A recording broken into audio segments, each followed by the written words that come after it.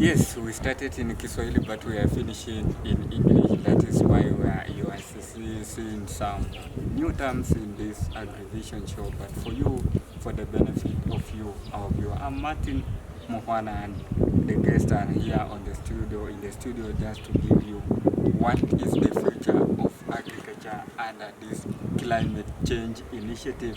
What is the government doing in solving this problem of climate change?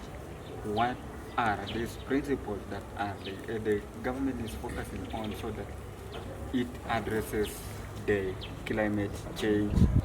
And one of our followers from Marsabit is saying that please ask Amos if we can give us which policies can the government implement to support farmers in adopting, which policies can the government implement so that it supports those small-scale farmers on this era of climate change. Okay, thank you. Kipchirchir from where? Bomet? Marsabit. So Kipchirchir and my colleagues farmers, where you are, this is one of the way the government of Kenya should do so that we have good future in terms of agriculture under climate change. So the government of the Republic of Kenya should come close to the agriculturalist and have this saying that before planting, there must be a test. So initiating soil testing to know whether these soils can afford agriculture or not.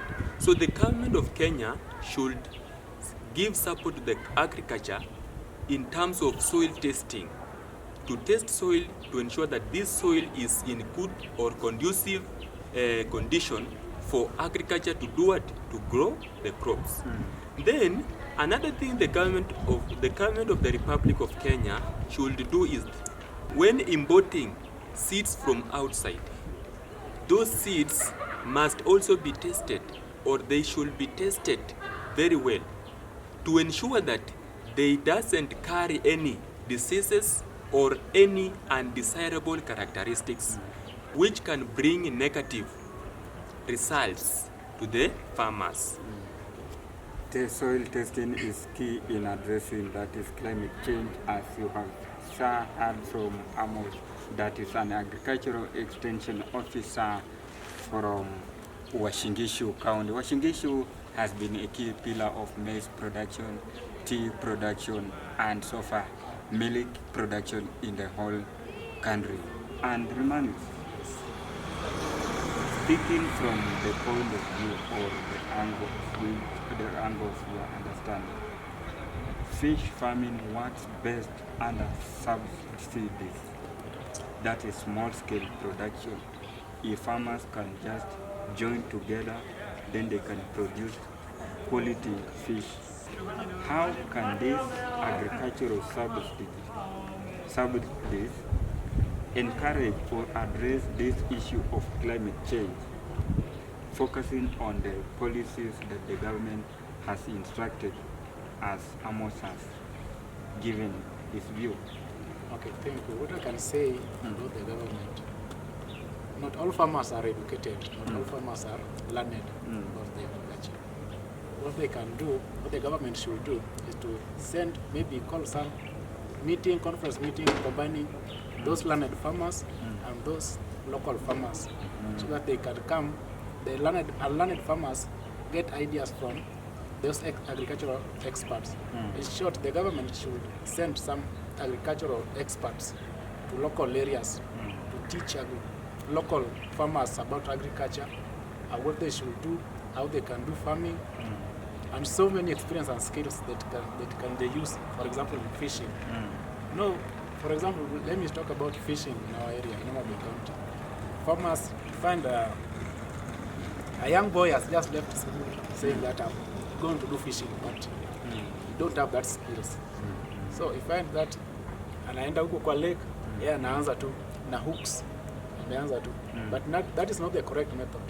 The government should send some experts who are expert in fishing, who are experts in lakes, to teach local farmers on what they can do, methods of fishing they can use, and all those. That's what I can say. Another one, the government should put strict rules whereby when a farmer disobeys the rule, he or she is taken, serious action is taken on him or her. For example, you can be given some punishment whereby when you do this, you plant trees. For example, when you cut the trees along the way, you plant, maybe when you cut one, you plant even 20 trees to encourage that in the climate change. And remember, Thank you for that. turning to that cutting one and planting more than two. Actually, that is one of the vision in the Vision 2030 principle of Kenya's government. Then Amos, Uasin Gishu, as you said, it is a pillar of production. How can technology, as we wrap up this show, how can technology, that is precision farming as it was discussed in the last episode, and AI be involved so that climate change is addressed? Thank you. Now, in Uasin Gishu, the matters concerning technology, we normally practice farming using the technology such as machines. So we have the specific machines that we normally encourage farmers to use, especially when it comes to plowing of fields in preparation of planting. We normally encourage farmers to use tractors when plowing, especially for the first plowing of the farm. But Amos, Yes. plowing cannot address climate change.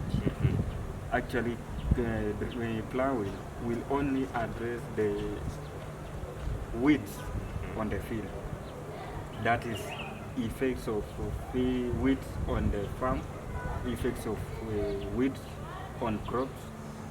But when we integrate AI, that is artificial intelligence, actually we can address that is climate change. Coming to you, how can we involve AI in addressing climate change? That is via the use of precision farming. Thank you very much. Now let me specify on that. This is an idea of making your agriculture to continue but not to stop. So when it comes to use of AI, we are using this method to ensure that those your produce are of good quality and somehow resistant to the change in environment. For example, when I can start with the crops, we have that method of interbreeding of crops. We have those crops that has low quality production, and we have those that produce high production. So you can merge the two and interbreed them, so that such that a crop or a product that you are producing has a more desirable characteristic to farmers in terms of climate change. It can sustain prolonged drought, or it can be resistant to the diseases. And when we come to livestock production, we can take those animals, especially dairy farming, those animals, especially cattle, which are producing low production, which are under low production of milk, to interbreed with the high production. For example, we can have a Jersey and a Boran. So when we merge the two, the animal that will be produced that place, it will be of a good quality product. And by doing that, you as farmers, you will realize that your agriculture is moving forward but not backward.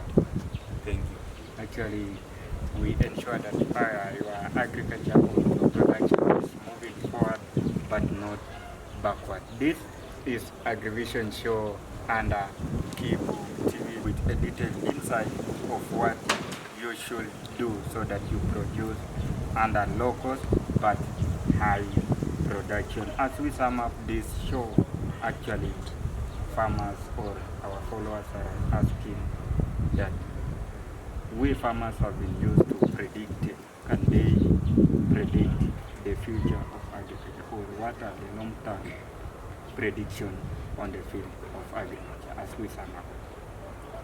Okay, thank you. As I sum up,